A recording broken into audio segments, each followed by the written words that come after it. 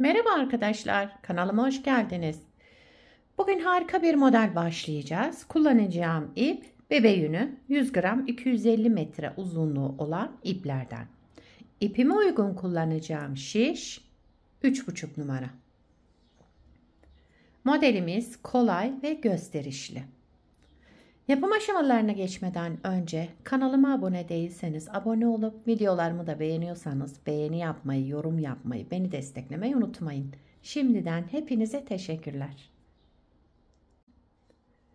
İlmeklerimizi alarak başlayalım. Bu model için ilmek sayısı 3 ve 3'ün katları artı 2. Her model 3 ilmekten oluşacak. En sonuna da 2 ilmek ekleyeceğiz. Evet, ilmeklerimi tamamlayıp birkaç sırada haroşa lastik yapacağım. Ondan sonra modeli kurmaya başlayalım. İlmeklerimi çıkardıktan sonra şöyle 4 sıra düz örerek de şöyle 2 diş haroşa lastiğimi oluşturdum. Şimdi bu lastiğin üzerine modelimi kurmaya başlayacağım. İlmek sayısı da başta söylediğim gibi 3 ve 3'ün katları artı 2. Şöyle en sonuna 2 ilmek ekliyoruz. Modelimizin birinci sıra ön yüzündeyim. Kenar ilmeğinden sonra bütün ilmeklerimi düz örüyorum.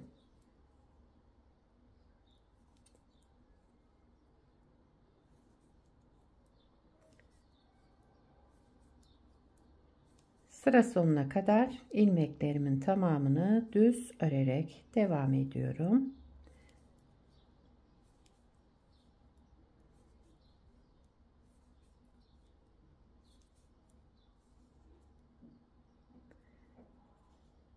İkinci sıra arka yüzündeyim. Kenar ilmeğinden sonra bütün ilmeklerimi ters örüyorum. İkinci sıra arka yüzünde ilmeklerimizi ters örerek sıramızı tamamlayalım.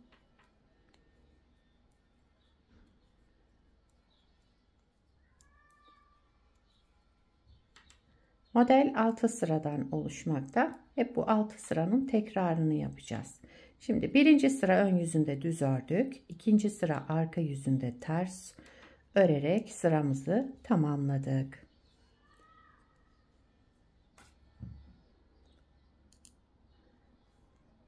Üçüncü sıra ön yüzündeyim.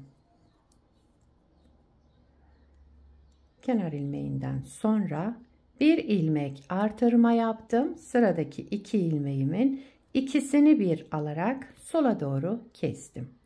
Devamında bir düz ilmek ördüm.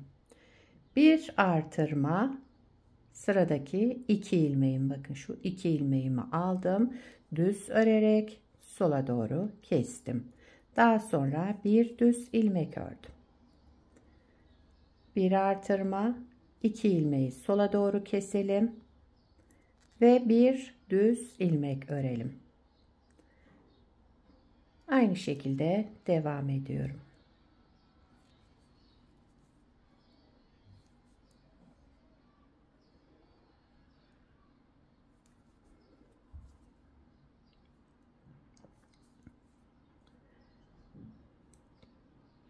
Kesme işleminden sonra bir düz, daha sonra kenar ilmeğimi örüyorum artırma yapmadan sıra sonunda, bakın. Çünkü sıra başında artırma yapmıştım, sıra sonunda artırma yapmadan kenar ilmeğimi ördüm. Dördüncü sıra arka yüzüne geçtim. Burada yapacağım işlem üçüncü sırada ne yaptıysam aynısını yapacağım. Dördüncü sıra arka yüzünde kenar ilmeğinden sonra bir ilmek artırma yaptım. Sıradaki 2 ilmeğimin ikisini bir alarak düz ördüm, sola doğru kestim. Devamındaki şu artırma olan ilmeğimi de düz ördüm. Bir artırma, sıradaki bu 2 ilmeğimi düz örerek sola doğru kestim. Tek ilmeğe düşürdüm. Devamındaki şu artırma ilmeğimi de düz ördüm. Bir artırma, 2 ilmeği bir aldım, düz örerek sola doğru kestim. Devamındaki ilmeğimi düz ördüm. Dördüncü sıra arka yüzünde yapacağımız işlem bu. Yani üçüncü sıra ve dördüncü sıra aynı şekilde yapıyoruz.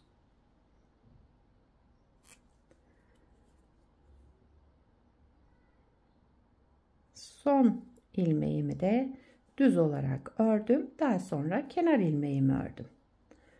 Dördüncü sırayı tamamladım. Bakın şöyle. Beşinci sıra ön yüzünde ilmeklerimizin tamamını düz örerek devam edelim. Burada ipi tellendirdim herhalde. Düzelttim. Bütün ilmeklerimi düz örerek devam ediyorum. Beşinci sıra ön yüzündeyim. Şöyle.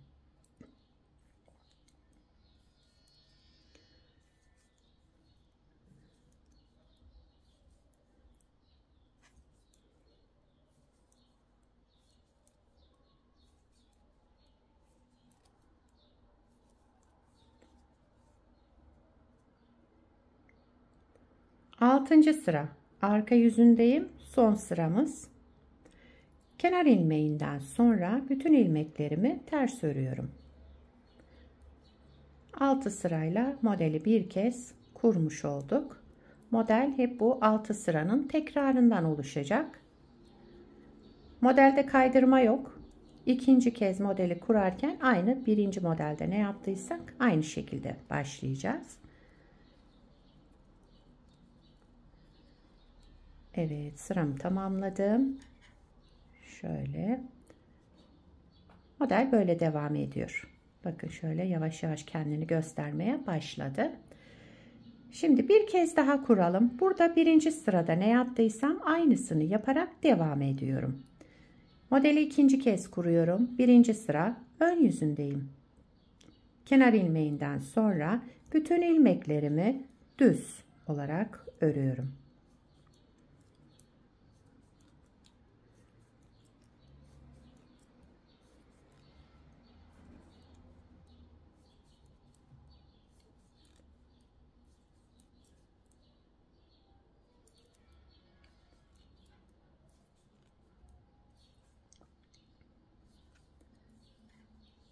Birinci sırayı düz örerek tamamladım.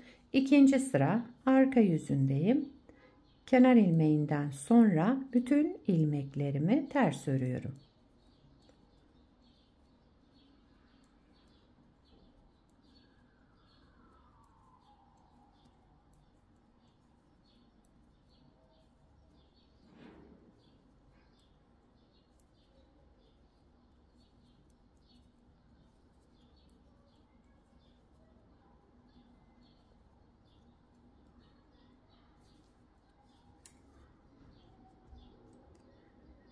Üçüncü sıra ön yüzüne geçtim.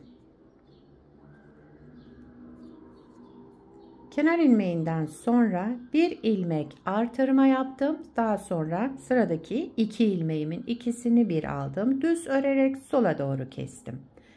Devamında bir düz ilmek ördüm. Şimdi bunun tekrarını yapıyorum. Bir artırma, sıradaki iki ilmeğimi düz örerek sola doğru kestim. Devamında bir düz ilmek ördüm.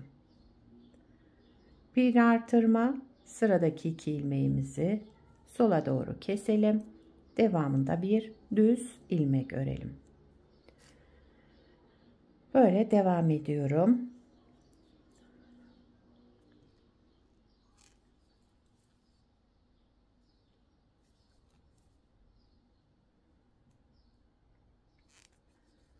Son 3 ilmekte ikisini bir düz örerek kestim. Daha sonra bir düz ilmek ördüm ve kenar ilmeğini ördüm. Burada artırma yapmadım. Ona dikkat edelim. Dördüncü sıra arka yüzüne geçtim. Üçüncü sırada ne yaptıysam aynısını yapacağım yine. Dördüncü sıra arka yüzünde kenar ilmeğinden sonra bir artırma yaptım.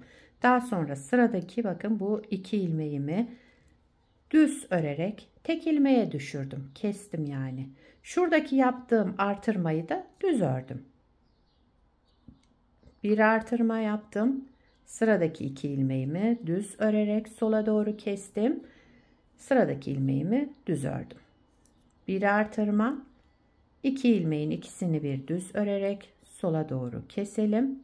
Daha sonra ön yüzünde artırma yaptığım ilmeği de düz örüyorum. 4. sırada.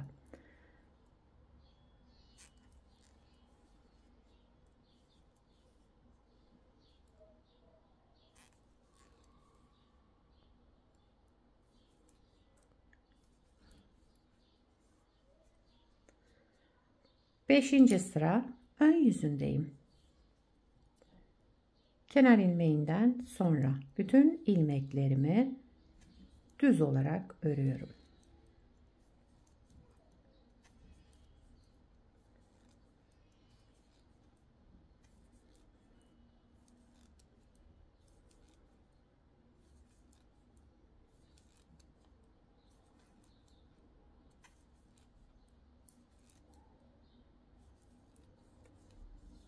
Evet, şöyle. 6. sıra arka yüzünde ilmeklerimin tamamını ters örüyorum. Son sıramız modeli ikinci kez de kurmuş olduk. Aynı şekilde böyle devam edecek. Sıra sonuna kadar ilmeklerimizi ters olarak örelim. Evet, modeli bakın şöyle 2 kez kurduk. Model böyle ilerliyor. Bir parça da daha önce hazırladım. Onu da göstereyim size. Modelin ilerlemiş hali de böyle olacak. Bu parçada da şöyle tekstil tipi lastik kullandım. Bu lastiğin linki var. Yapmak isterseniz kanalımda var yani videosu. Yorumlar kısmına isteyen olursa linkini bırakabilirim. Evet, model gördüğünüz gibi bakın şöyle kabarık kabarık görünen modellerden, gayet güzel. Yapımı da oldukça kolay. Arka yüzü de bu şekilde. Kenar ilmeklerimiz böyle çıkıyor. Yakadan başlama örgülerinizde de kullanabilirsiniz. Şöyle yelek, hırka, süveter olarak. Bebek örgülerinde, çocuk örgülerinde, yetişkin örgülerinde hepsinde kullanabileceğiniz gayet güzel, yapımı kolay, gösterişli bir model. Sizler de nelerde kullanacaksınız bu modeli, onları yorumlarda yazarsanız sevinirim arkadaşlar. Beni buraya kadar izlediyseniz bir beğeni yapmayı, yorum yapmayı, beni desteklemeyi unutmayın. Şimdiden hepinize teşekkürler. Yapacak olanlara kolay gelsin. Bir sonraki videoda görüşmek üzere. Hoşça kalın.